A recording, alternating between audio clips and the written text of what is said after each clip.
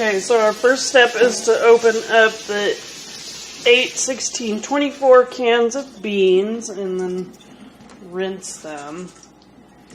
And then once we rinse them, and we're putting them in these big trays evenly. Alright, so we've got all the beans layered here, garbanzo, red kidney beans, and black beans in both bins. And then we're crushing up all of the hard-boiled eggs. 3 dozen of them. We keep the shells on them for the extra calcium. And then these are going to get layered on top of the beans.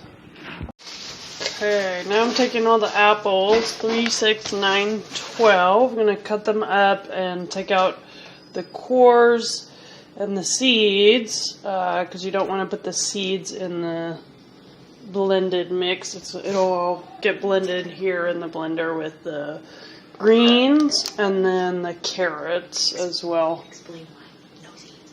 No seeds, because why? They're toxic for dogs. They're toxic for dogs, so. No. No apple.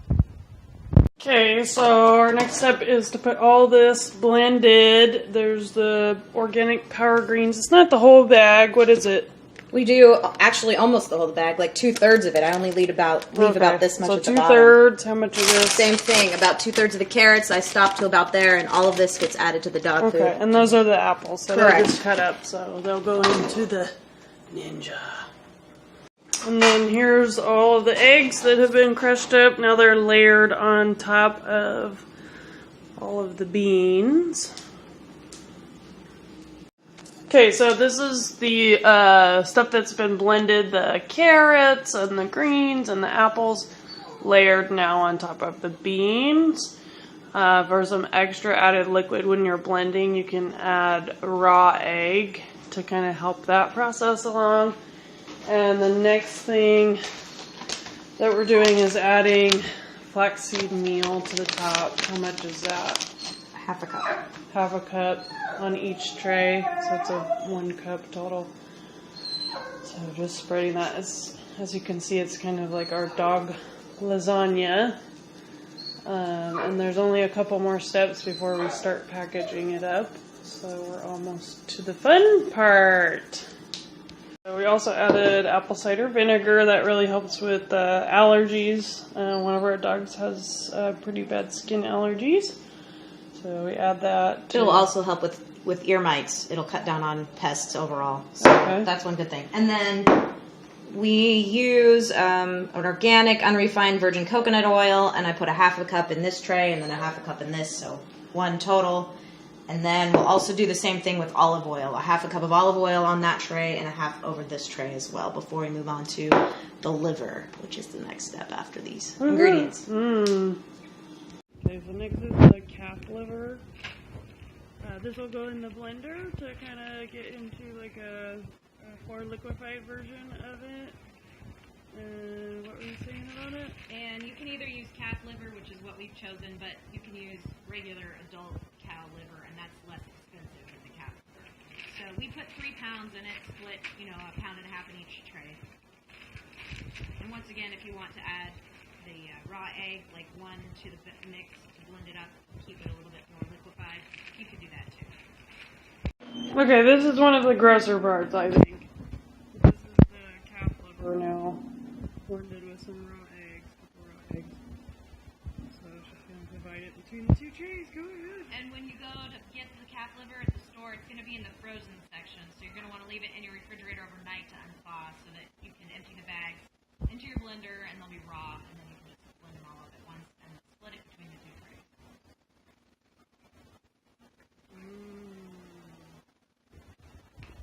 As you can see, our dogs are outside.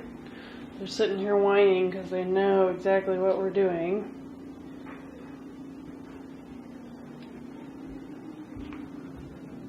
So this is it besides the meat, right? Yep, this is the final step before we start layering the ground beef on top of both trays.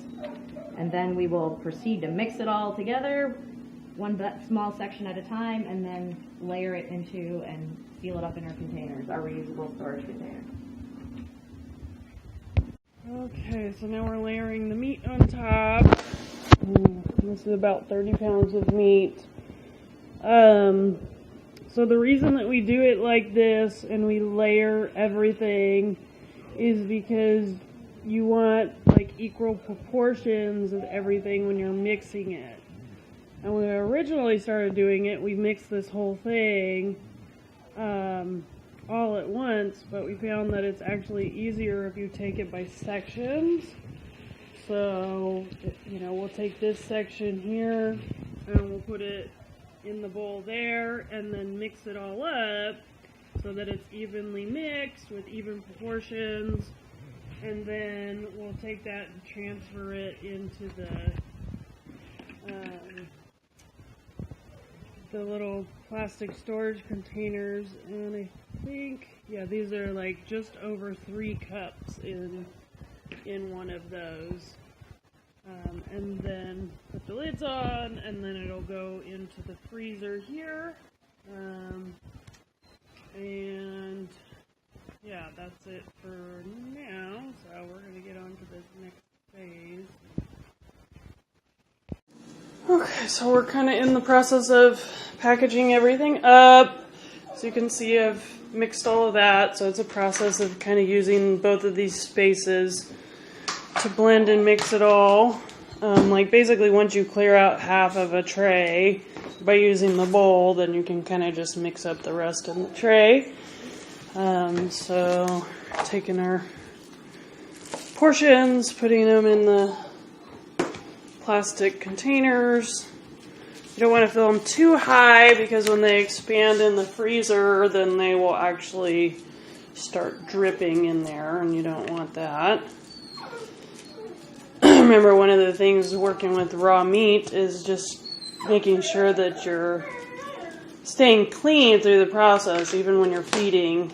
So after all of this, we'll disinfect the entire kitchen to make sure that we've cleaned up good enough. And so then you see we can package it all into our fridge here. See, as you can see, there's already some drippings. This is our cat.